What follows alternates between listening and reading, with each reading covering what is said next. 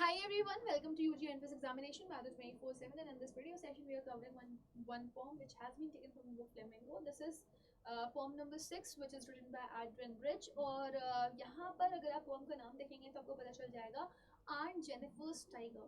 So यहाँ पर एक लेडी है जिनका नाम है जेनिफर, जिनको आंट जेनिफर से एड्रियन रिच आपको रिप्रेजेंट कर रही है। और आंट जेनिफर एक फीमेल है और यहाँ इस पोम में आपको फीमेल के कंस्ट्रेंट्स के बारे में बताया गया है, उनकी मैरिटल लाइफ की हार्डशिप्स के बारे में बताया गया है। और यहाँ पर आंट जेनिफर को वो जितनी भी फीमेल्स हैं जो कि मैरिटल लाइफ की हार्डशिप से गुजर रही हैं उनको उनका रिप्रेजेंटेटिव बताया गया है।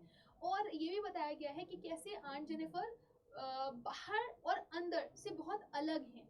बाहर से जहाँ वो डरी भी हैं, घबराई भी हैं, परेशान हैं, उनके ऊपर बर्डन है, वहीं अंदर से वो बहुत फियरलेस हैं और वो बहुत प्राउड होना चाहती हैं, स्ट्रॉन्ग होना चाहती हैं। सो एक कंट्रास्ट आपको यहाँ पर देखने के लिए मिलेगा आंट जेनिफर के आउटर सेल्फ में और उनकी इनर डिजायर में, जो कि वो शो कर रही हैं with the help of an embroidery. और उस एम्ब्रॉयडरी में उन्होंने कौन ड्रॉ किया हुआ है? टाइगर्स। अब जैसे कि आपको पता है कि टाइगर्स कितने स्ट्रॉन्ग, कितने ब्रेव होते हैं, स्टिल वो बहुत शांत होते हैं। तो वो अपनी पोम में एड्रियन रिच आपको आंट जेनिफर के थ्रू फीमेल्स की इनर डिजायर और उनका आउटर सेल्फ दोनों डिफाइन कर रही है। और यहाँ पर आपको एक काफ़ी स्ट्रॉन्ग कंट्रास्ट यहाँ पर मेंशन किया गया है।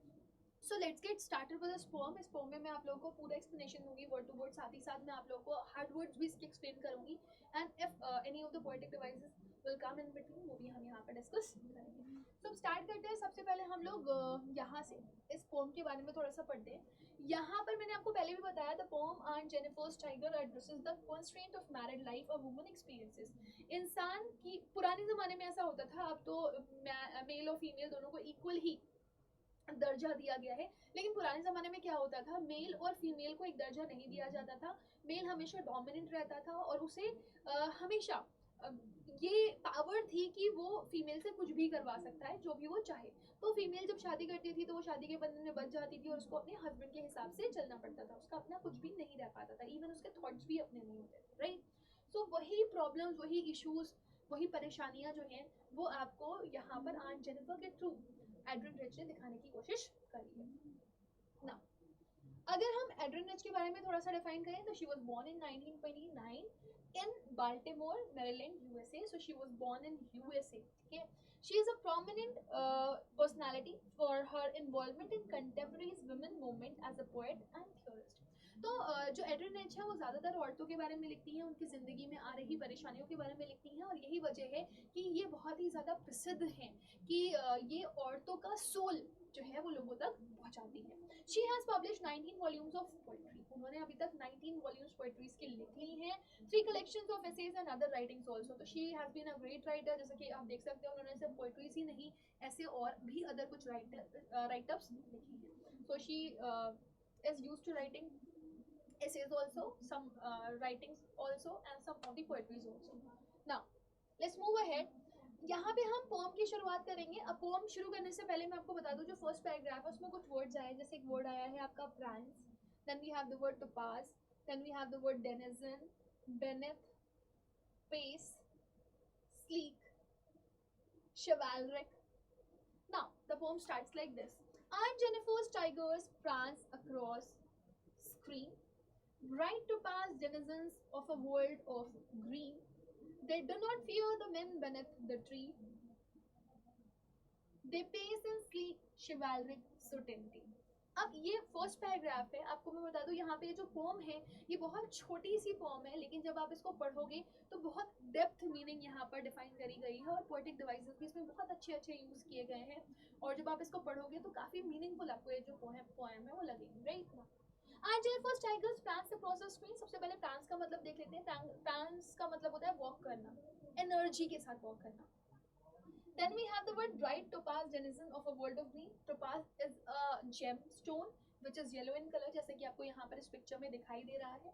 Then we have denizens. Denizens का मतलब होता है you are resident of somewhere, जहाँ पे आप रहते हो, राइट। वर्ल्ड ऑफ ग्रीन का सेंस यहाँ पर है आपके जंगल से। टाइगर्स कहाँ रहते हैं? टाइगर्स जंगल रहते हैं, right. Then we have they do not fear the men beneath the tree. beneath का मतलब होता है आपका अंडर समथिंग। तो आपने देखा होगा पेड़ के नीचे अक्सर जो लोग हैं वो खड़े रहते हैं, टाइगर का शिकार करने के लिए आते हैं, जानवरों को डराते हैं आकर के, तो वो नीचे ही होते हैं बैठ के। सो यहाँ पे बेनिथ का मतलब अंडर से। पेस का मतलब होता है मूव करना, एक रफ्तार में चलना। तो they pace in sleek chivalric certainty. Sleek का मतलब होता है स्लेंडर, जेंटल, हल्के हल्के नॉर्मल कदम रखना है। शिवालरिक का मतलब होता है पोलाइट, शांत। अब आपको पता है टाइगर कितना खूंखार जानवर है, लेकिन यहाँ पर जो आंट जेनिफर है उसको शांत दिखा रही है। क्यों? क्योंकि वो अपनी इनर डिजायर को यहाँ पर रिप्रेजेंट कर रही है। सो एड्रिन रिच यहाँ पर आपको डिफाइन करती है कि जो आंट जेनिफर है वो क्या कर रही है, वो एक एम्ब्रॉयडरी ड्रॉ कर रही है। उस एम्ब्रॉयडरी में उन्होंने क्या ड्रॉ किया है, टाइगर्स ड्रॉ करे हैं। ये टाइगर्स जो है वो किस कलर के हैं, वो येलो कलर के हैं, जैसे कि टोपाज होता है। और इनके पीछे उन्होंने एक जंगल भी ड्रॉ किया है जो ग्रीन कलर का जंगल है जहाँ पर ये रहते हैं। इनको किसी भी इंसान का डर नहीं है जो पेड़ के नीचे खड़े हुए हैं। ये अपने एटीट्यूड में मूव कर रहे हैं। इनके जो बिहेवियर है उनको रिप्रेजेंट किया है यहाँ पर एड्रिन रिच ने। उन्होंने बताया कि जो टाइगर्स हैं वो बहुत ही कॉन्फिडेंट हैं, वो बहुत ही स्ट्रॉन्ग हैं, उनको किसी का डर नहीं है। और साथ ही साथ में वो मूव तो कर रहे हैं लेकिन उनके अंदर आक्रोश भी नहीं है। They are not in anger. वो कैसे हैं, वो बहुत ही शांत हैं और अपने ही एटीट्यूड में, अपने ही स्टाइल में, पोलाइट बिहेवियर के साथ आगे मूव कर रहे हैं बिना किसी से डरे हुए। अब आप थोड़ा सा इस चीज को सोचो और समझो। यहाँ पर एक कंट्रास्ट शो किया गया है between Aunt Jennifer and her tigers. अभी आप आगे वाले पैराग्राफ में पढ़ोगे कि आंट जेनिफर इससे अलग कैसे हैं। लेकिन यहाँ पर जो भी बताया गया है, ये जो वो ड्रॉ कर रही है एम्ब्रॉयडरी में या जो बना रही है वो एम्ब्रॉयडरी में, वो उनकी इनर डिजायर है। तो आंट जेनिफर बाहर से भी आपको पता चलेगा कि वो बहुत डरी हुई औरत है, लेकिन अंदर से वो बहुत स्ट्रॉन्ग है, राइट। और वो बहुत शांत भी रहना चाहती हैं। उनको किसी भी इंसान का डर नहीं है, वो ये दिखाना चाहती हैं। और साथ ही साथ में वो ये बताना चाहती हैं कि मैं कॉन्फिडेंट हूँ, लेकिन इसका मतलब ये नहीं है कि मैं किसी को मारने काटने या परेशान करने चली जाऊँ।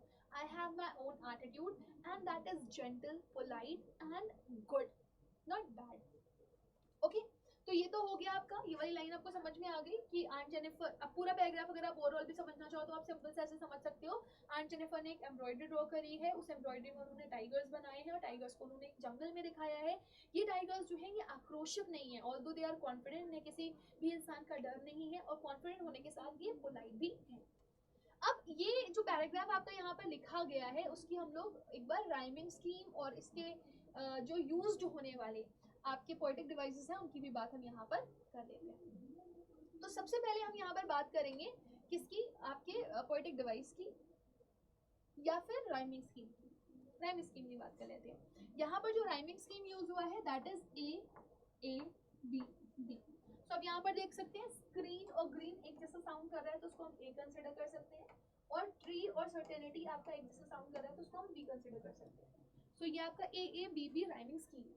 Then will move ahead and will learn something more. जैसे कि अब यहाँ पर देख रहे हो टोपाज, ठीक है ना। तो ब्राइट टोपाज जेनिजन्स किसे बोला गया है, टोपाज जेनिजन्स बोला गया है टाइगर्स को, राइट।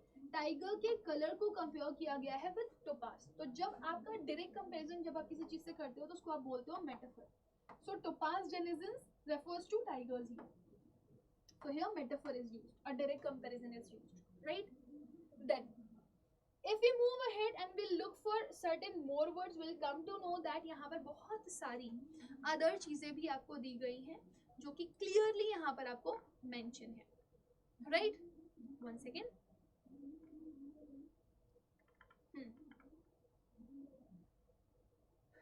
इसके अलावा यहाँ पर एनाफोरा का भी इस्तेमाल किया गया है। अगर आप देखेंगे तो दे और they, can you see these two words they and they. तो they do not fear the man, they pace in sleek chivalric certainty, right.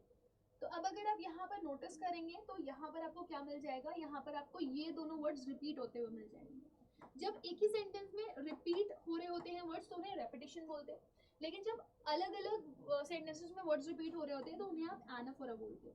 तो यहाँ पे रेपिटेशन ऑफ वर्ड्स यूज हुआ है in two different line, so we can say that anaphora is used, okay. So here anaphora is also done. आगे बढ़ेंगे हम लोग, अगली लाइन देखेंगे। तो पहली लाइन में तो हम लोगों ने क्या देख लिया, पहली पैराग्राफ में हम लोगों ने क्या देख लिया, आंट जेनिफर ने जो ड्राइंग बनाई है उसमें क्या मेंशन किया हुआ है। देन आगे लिखा हुआ है Aunt Jennifer's fingers fluttering through her wool find even the ivory needle hard to pull. The massive weight of uncle's wedding band sits heavily upon Aunt Jennifer's hand. अब यहाँ देखें, अब यहाँ पे पूरा का पूरा पैराग्राफ में आपको आंट जेनिफर को डिस्क्राइब किया गया है बाय द राइटर। फ्लटरिंग का मतलब होता है शेकिंग। आइवरी इज, आपने देखा होगा हाथी के जो दांत होते हैं ऑफ वाइट कलर के, वाइट कलर के जो होते हैं, उनकी बात करी गई है यहाँ पे। वेडिंग बैंड वेडिंग रिंग को मेंशन कर रहा है, जब एंगेजमेंट के दौरान लड़का लड़की को रिंग पहनाता है और लड़की लड़के को रिंग पहनाती है। सिट्स हेविली का मतलब है यहाँ पे एक बहुत बड़ा बर्डन, बोझ है, कम्बरसम कोई चीज है। So aunt Jennifer's fingers fluttering through her wool. Aunt Jennifer जब एम्ब्रॉयडरी कर रही है तो कब एम्ब्रॉयडरी कैसे होती है, एक फ्रेम होता है, फ्रेम में कपड़े को बांध दिया जाता है, ठीक है, और उसके बाद उसमें धागे से ड्राइंग बनाई जाती है, ठीक है। तो आंट जेनिफर क्या कर रही हैं, वो एम्ब्रॉयडरी जब कर रही हैं तो उन्होंने जो सुई ली हुई है, वो सुई किस चीज की बनी हुई है, वो हाथी के दांत की बनी हुई है, वो आइवरी नीडल है। तो पुराने जमाने में स्टील की, है ना, या आपके क्या बोलते हैं उसको आप, आयरन की नीडल नहीं होती थी बल्कि आइवरी नीडल होती थी, हाथी के दांत की बनी हुई नीडल, बहुत नुकीली। तो आंट जेनिफर क्या कर रही हैं, आंट जेनिफर जब एम्ब्रॉयडरी में से नीडल को बार बार बाहर निकाल रही हैं और धागे से ड्रॉ कर रही हैं, बना रही हैं, तो उस समय उनके हाथ कपकपा रहे हैं। तो यहाँ पर राइटर्स ने दो इमेजिनेशन क्रिएट करी है जो आप समझ सकते हो। पहली चीज तो ये दिखाया जा सकता है कि आंट जेनिफर बहुत डरी है इसलिए उनके हाथ कांप रहे हैं। दूसरी कंडीशन ये है कि वो उनके हाथ इसलिए भी कांप रहे हो सकते हैं, ये हो सकता है कि वो बहुत बूढ़ी हो गई है। But more thought is over on कि आंट जेनिफर बहुत डरी नहीं है। अब उनको डर किसका है? The massive weight of uncle's wedding band sits heavily upon Aunt Jennifer's hand. Massive weight मतलब उनके ऊपर बहुत भार है ना, और ये जो भार है किस चीज का भार है, वो वेडिंग बैंड का भार है, वो वेडिंग रिंग का भार है, जो कि उनके हाथ के ऊपर आकर के बैठ गया है। सो एक्चुअली में वेडिंग रिंग बहुत हैवी नहीं है, वेडिंग रिंग के साथ आए हुए जो बर्डन्स हैं वो बहुत ज्यादा हैवी है। बर्डन्स हैवी क्यों है, आप इसको समझने की कोशिश करो। क्योंकि देखो जब कोई लड़की शादी होकर के घर आती है तो शादी के साथ साथ वो अपने ऊपर बहुत सारी रिस्पॉन्सिबिलिटीज लेकर के आती है। हस्बैंड की रिस्पॉन्सिबिलिटी, ठीक है, हस्बैंड के घर वालों की रिस्पॉन्सिबिलिटी, और अगर आगे इन फ्यूचर बच्चे होते हैं तो उनकी रिस्पॉन्सिबिलिटी, राइट। सो यहाँ पर जो रिंग है उसका वेट भारी नहीं है, बल्कि आंट जेनिफर के ऊपर जो रिस्पॉन्सिबिलिटीज हैं वो उनको बहुत कम्बरसम, बहुत ही बोझिली लग रही है, और वही उनके ऊपर एक भार की तरह बैठ गई है, जिसको लेकर आंट जेनिफर बहुत ज्यादा सोचती हैं कि वो क्या करेंगी, वो कभी इन सब चीजों से बाहर निकल ही नहीं सकती, राइट। सो अगर ओवरऑल आपको समझ में आए तो आप क्या समझ पाएंगे, एक तरफ तो वो टाइगर्स हैं जो कि इनर डिजायर है किसकी, आंट जेनिफर की, जैसी वो एक्चुअली में होना चाहती हैं, और दूसरी तरफ वो एक्चुअल है जो उनका आउटर सेल्फ है, वो कैसा है, वो डरी हुई है, घबराई हुई है, उनके अंदर बहुत सारे डर है, और सबसे बड़ा डर है उनके हस्बैंड का कि वो आकर के उनको बोलते हैं ये करो वो करो ऐसे करो वैसे करो, उनके कुछ खुद की थॉट्स नहीं है जो वो कर पाए, जो उनके हस्बैंड ना कहें उन्हें अपने मन से करने का हो, राइट। और ये जो है वो उनके लिए बोझ सा बन गया है, क्योंकि अब उन्हें ये शादी एक भार सी लगने लगी है कि वो अपने मन का कुछ कर ही नहीं सकती, उन्हें सब कुछ अपने हस्बैंड के हिसाब से करना पड़ता है। सो उन्हें ये बिल्कुल भी अच्छा नहीं लगता, राइट। सो दोनों पैराग्राफ में आपने बहुत स्ट्रॉन्ग कंट्रास्ट देख लिया होगा कि भले ही आंट जेनिफर बाहर से डरी हुई हो, घबराई हुई हो, परेशान हो, लेकिन अंदर से वो कैसी हैं, अंदर से वो स्ट्रॉन्ग बनना चाहती हैं लाइक टाइगर्स, लेकिन वो उनकी तरह फेरोशियस नहीं होना चाहती, वो थोड़ी सी शांत पोलाइट रहना चाहती हैं कॉन्फिडेंट होने के बावजूद भी। अब इसकी राइमिंग स्कीम देख लेते हैं और साथ ही साथ में हम इसमें यूज हो रहे पोएटिक डिवाइसेस को भी पढ़ लेंगे। सबसे पहले हम यहाँ पर राइमिंग स्कीम के बारे में बात कर लेते हैं। तो राइमिंग स्कीम की बात करेंगे तो अगेन यहाँ पर भी आप यूज करोगे तो ए ए बी बी ही यूज हो रहा है इस पैराग्राफ में, जैसे वूल राइम्स विद फुल, तो ये ए हो गया। वेडिंग बैंड का हैंड से राइम जा रहा है तो ये बी हो गया, तो rhyming scheme is A A B B ही यूज कर सकते हो आप। अगर आपका पूरा एक साथ दोनों पैराग्राफ लिया जाएगा तो A A B B C C D D ऐसे ले लोगे आप, राइट। अब सबसे पहले हम सबसे पहली फिगर ऑफ स्पीच देखेंगे, फिंगर्स फ्लटरिंग। यहाँ पर जो फिगर ऑफ स्पीच यूज हो रही है अगर आप देखेंगे तो दो वर्ड्स हैं, और वर्ड्स की स्टार्टिंग में एफ लेटर का रेपिटेशन हो रहा है। एफ एक कॉन्सोनेंट है, और जब आप देखते हो कि किसी भी सेंटेंस में कॉन्सोनेंट लेटर का in the starting of the word repetition दिखाई देता है तो वो कहलाता है आपका एलिटरेशन, राइट। यहाँ पर एलिटरेशन का इस्तेमाल किया गया है। दूसरी चीज अगर आप यहाँ पर देखेंगे तो पर्सोनिफिकेशन का भी इस्तेमाल किया गया है। पर्सोनिफिकेशन बोलते हो आप मानवीयकरण को। मानवीयकरण बोले तो जब कोई नॉन लिविंग थिंग की एक्टिविटी करती है। तो आपने यहाँ पर देखा the massive weight of uncle's wedding band. Wedding band क्या है, वेडिंग रिंग है। तो वेडिंग रिंग का यहाँ पर भार बताया गया है, seats heavily upon Aunt Jennifer hand. अगर आप बैठने की बात करो तो बैठता कौन है? इंसान बैठता है, कभी रिंग आकर के भार के साथ बैठ नहीं जाती, राइट? तो यहाँ पर एक रिंग को और उससे आए हुए जो भार है उनको बैठते हुए दिखाया जा रहा है, which is the activity of a living thing. तो यहाँ पर इस लाइन में अगर आप देखेंगे the massive weight of uncle's wedding band sits heavily upon Aunt Jennifer's hand, ये आपका पर्सोनिफिकेशन यूज हो रहा है. नॉन लिविंग थिंग आपकी लिविंग थिंग की क्या कर रहा है? एक्टिविटी कर रहा है. क्लियर है? समझ में आ रही है सभी को? रेस्ट अगर आप यहाँ पर देखना चाहें, फिंगर्स फ्लिटरिंग, तो यहाँ पर एक और इमेजरी आप बोल सकते हो यूज हो रही है as poetic device. Imagery use हो रही है क्योंकि आप इमेजिन कर पा रहे हो कि जब आंट जेनिफर आइवरी नीडल्स को कपड़े के थ्रू बाहर निकाल रही हैं तो उनके हाथ जो है वो कांप रहे हैं. तो कभी कभी राइटर्स कुछ इमेजिन भी करवाना चाहते हैं, पोएट्स कुछ इमेजिन करवाना चाहते हैं, तो अगर आप सोच पा रहे हो तो कि ऐसे ऐसे चीजें हो रही होंगी तो वहां पर इमेजरी यूज होता है. आगे बढ़ेंगे हम लोग. अब आगे देखो, टेरिफाइड, ऑडियल्स, मास्टर बाय, पैनल्स, ये वो वर्ड्स हैं जो कि यहाँ पर यूज हुए हैं. When Aunt Jennifer is dead, her terrifying hands will lie. Still ringed with ordeals, she was mastered by. The tigers in the panel that she made will go on prancing proud and unafraid. तो terrified का मतलब होता है डरा हुआ, घबराया हुआ इंसान. ऑडियल्स का मतलब होता है परेशानियां, दिक्कतें. मास्टर्ड बाय का मतलब होता है यूज टू, जिसकी आदत है आपको. और पैनल का मतलब होता है वो फ्रेम जिसमें कपड़ा को दबा दिया गया है और जिसपे एम्ब्रॉयडरी की जा रही है. तो यहाँ पे क्या बोला जा रहा है? When Aunt Jennifer is dead, जब आंट मर जाएंगी, her terrified hands will lie. उनके जो डरे हुए घबराए हुए हैं, जिसको हम लोगों ने सेकंड पैराग्राफ में पढ़ा हुआ है, जो उनके डरे हुए कपकपाते हुए हाथ हैं वो यूं ही पड़े हुए होंगे. Still ringed with ordeals. ठीक है, लेकिन अभी भी जो उनकी फिंगर्स में जो अंगूठी है, राइट, उसका जो भार है वो अभी भी उनके ऊपर ही रहेगा. उनसे जो शादी से जुड़ी हुई परेशानियां हैं वो अभी भी उनके ऊपर रहेंगी. शी वॉज मास्टर्ड बाय, जो कि वो किया करती थी. तो क्या मतलब है इसका? आंट जेनिफर मर जाएंगी, उनके हाथ पड़े हुए होंगे, लेकिन हाथ में जो उनके पड़ी हुई वो अंगूठी है, वो ये बताने की कोशिश कर रहे हैं कि जब लड़की मरती है तो उसके साथ साथ ऐसा नहीं है कि उसकी जिम्मेदारियां खत्म हो जाती हैं, तब भी उसका जो क्रियाक्रम होता है, उसकी जो भी चीजें होती हैं, या उसकी आत्मा कहते हैं अगर भटकेगी कभी, तो वो जिम्मेदारियां अभी भी उसके ऊपर रहेंगी. कहते नहीं है मरने के बाद भी लोग अपनी इच्छाओं को कंप्लीट करते हैं, अपनी चीजों को कंप्लीट करते हैं जो वो रियलिटी में पूरा नहीं कर पाए होते हैं. तो हो सकता है कि आंट जेनिफर जब मर जाए उनके हाथ जरूर पड़े हुए हों, लेकिन उनके हाथ से जुड़ी हुई जो जिम्मेदारियां हैं, जो उनके फिंगर में रिंग पड़ने के बाद आई थी, वो फिंगर में पड़ने वाली जो जिम्मेदारियां हैं वो अभी भी उनके पास रहेंगी एज ट्रबल. वो अभी भी उनको परेशान करेंगी, मरने के बाद भी उनका पीछा नहीं छोड़ेंगी. The tigers in the panel that she made will go on prancing proud and unafraid. लेकिन जो उन्होंने पैनल पे टाइगर्स ड्रॉ करे हैं वो हमेशा वैसे ही रहेंगे, प्राउडली वॉक करते हुए, बिना डरे हुए, है ना. तो क्या बताना चाह रहे हैं यहाँ पर कि भले ही जो आंट जेनिफर है वो अपने शरीर से मरने के बाद भी डरी सहमी रहे, उन परेशानियों में अभी भी बिल्कुल घिरी रहे जो कि उनके हस्बैंड के से शादी करने के बाद उनके पास आई थी, लेकिन उनकी जो इनर डिजायर्स हैं वो जिंदा रहेंगी. आंट जेनिफर मर जाएंगी लेकिन उनकी इनर डिजायर्स जो है वो जिंदा रहेंगी. और ये इनर डिजायर्स कैसे जिंदा रहेंगी? ये इनर डिजायर्स उनकी जिंदा रहेंगी विद द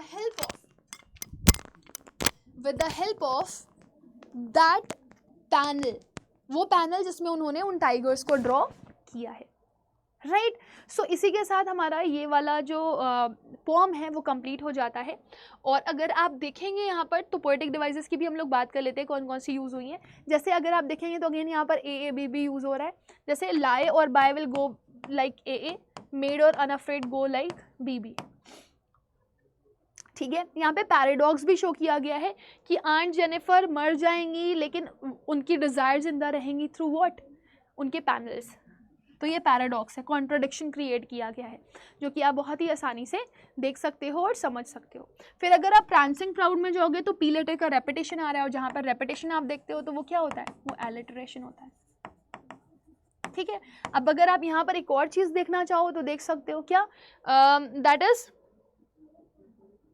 कि स्टिल रिंग्ड विद ऑडियल्स, है ना. तो यहाँ पर एक तरीके से पन यूज़ हो रहा है. पन क्यों यूज़ हो रहा है, या पन क्या होता है? पन एक तरह का टोंट होता है, एक व्यंग होता है जो आप यूज़ करते हो, है ना, किसी पर्सन के लिए. तो यहाँ पर एक तरीके का टोंट यूज़ किया गया है कि मरने के बाद भी उनका जो बोझ है वो उनके ऊपर रहेगा, उनकी रिस्पॉन्सिबिलिटी का बोझ। तो यहाँ पर जो स्टिल रिंग लिखा हुआ है वो एक तरीके से टॉन्ट मारा है आंट जेनिफर ने, जो कि एंड्रेन रिच ने एक टॉन्ट मारा है उस सोसाइटी के ऊपर जहाँ पर मेल डोमिनेंट होता है, कि मरने के बाद भी औरतों के ऊपर से रिस्पॉन्सिबिलिटीज़ घटती नहीं हैं, right. So with this my dear student we have come to the end of the session. I hope कि आप लोग को अच्छे से क्लियर हो गया होगा। स्टिल अगर आपको कोई कंफ्यूजन है तो आप वो मुझसे after the video comment section में पूछ सकते हैं। तब तक के लिए bye bye, take care and God bless you all.